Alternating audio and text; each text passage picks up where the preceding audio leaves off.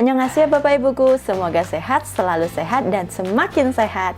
Serta bahagia selalu ya Bapak Ibuku. Jumpa lagi bersama kami di Tips Kesim, tips-tips kesehatan Indoterapi. Membahas tips-tips kesehatan mulai dari makanan hingga gaya hidup.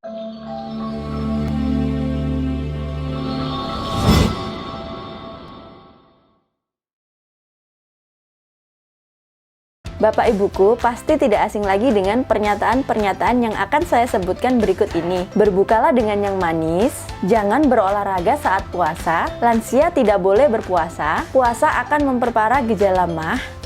Apakah semua itu mitos atau fakta? Mari kita bahas dan lihat-lihat mitos dan fakta tentang berpuasa. 1. Tidak berolahraga saat berpuasa. Bapak Ibuku mungkin pernah mendengar anjuran tidak berolahraga saat berpuasa. Nyatanya hal ini adalah mitos.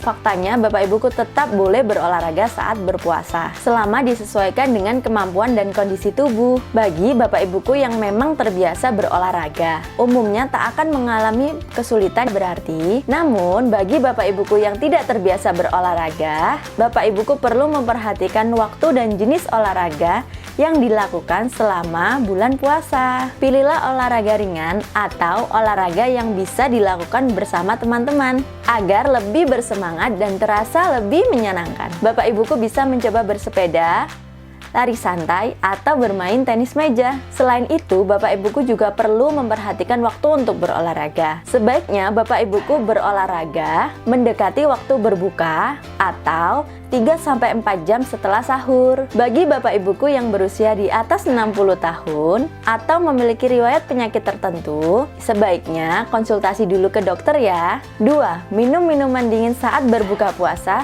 bikin tubuh cepat segar. Banyak orang menganjurkan untuk konsumsi minuman dingin, khususnya minuman manis saat berbuka. Tujuannya agar tubuh lebih cepat segar. Namun, ini merupakan mitos puasa yang perlu dibongkar. Faktanya, konsumsi minuman manis dingin setelah berpuasa seharian dan saat perut kosong akan membuat lambung kaget karena perubahan suhu. Hal ini akan membuat perut terasa perih dan melilit. Anjuran yang tepat adalah minum 1 gelas air putih hangat saat Bapak Ibuku berbuka puasa. 3. Tidak sahur tidak masalah. Banyak orang menyepelekan sahur dengan berbagai macam alasan, mulai dari tak bisa bangun pagi, kesiangan, atau malas menyiapkan makanan sahur. Pada akhirnya, mereka berpuasa seharian tanpa membekali diri dengan nutrisi yang cukup saat sahur. Faktanya, sahur adalah modal yang Bapak Ibu perlukan saat berpuasa sehari penuh. Dengan mengkonsumsi sahur yang bergizi lengkap dan seimbang, Bapak Ibuku memiliki energi untuk beraktivitas sepanjang hari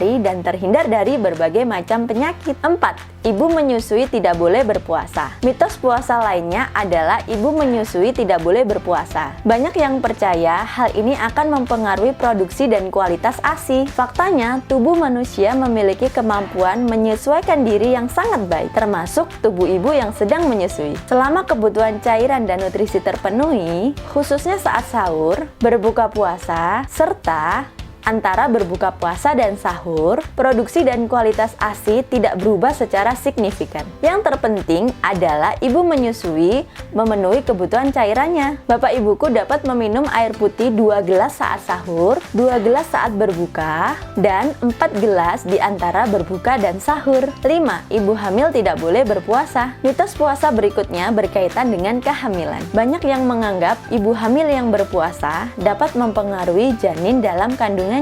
Faktanya, puasa boleh dilakukan selama ibu sudah memastikan diri dan janin dalam kandungan dalam keadaan sehat dan kuat. Selain itu, bagi ibuku yang ingin berpuasa padahal sedang hamil, sebaiknya konsultasikan dulu kepada dokter kandungan. Bila ketika berpuasa, ibuku mengalami gejala-gejala seperti ingin muntah, pingsan, penurunan berat badan, dan diare, sebaiknya batalkan puasanya ya ibuku. 6. puasa adalah cara yang baik untuk menurunkan berat badan. Ini adalah salah satu mitos tentang puasa. Jika Bapak Ibuku berbuka dengan mengkonsumsi makanan yang manis, tinggi lemak, dan dalam jumlah yang banyak dan tidak terkontrol, berat badan tidak akan turun, malah semakin meningkat. Karena itu, Bapak Ibuku pastikan melakukan aktivitas fisik dan mengkonsumsi makanan tinggi serat, tinggi protein, dan rendah lemak jenuh. Nah, Bapak Ibuku, lemak jenuh yang paling banyak dan paling berbahaya ada di minyak goreng. Sebaiknya Bapak Ibuku menggunakan wajan dan panci anti lengket yang tidak berbahaya, seperti Indogonggang dan Indowokpen. 7. Berbukalah dengan yang manis. Mitos ini mungkin sering Bapak Ibuku dengar, bahkan sudah menjadi kebiasaan di bulan Ramadan.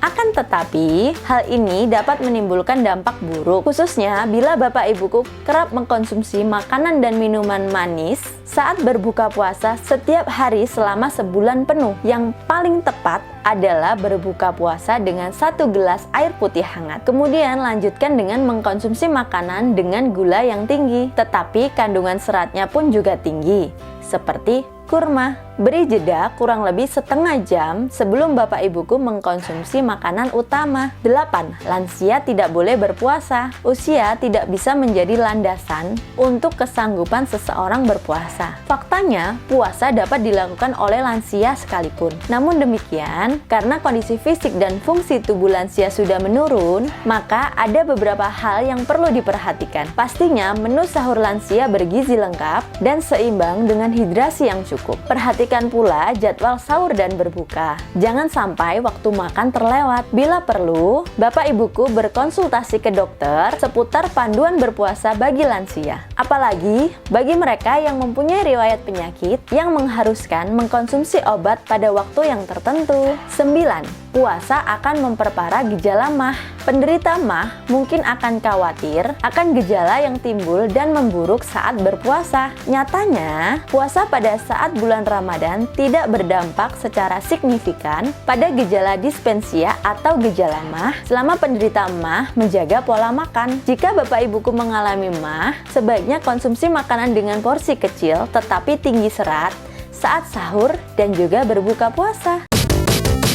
Tips Kesim, tips-tips kesehatan Indoterapi. Itulah beberapa mitos dan fakta puasa yang mungkin Bapak Ibuku pernah dengar atau bahkan Bapak Ibuku yakini selama ini. Puasa yang dijalankan dengan baik dan benar dapat bermanfaat tak hanya bagi keimanan Bapak Ibuku, tetapi juga bagi kesehatan fisik. Jangan lupa tetap menjaga waktu tidur dengan cukup dan asupan nutrisi yang bergizi seimbang ya Bapak Ibuku. Dan jangan lupa terapi rutin setiap hari.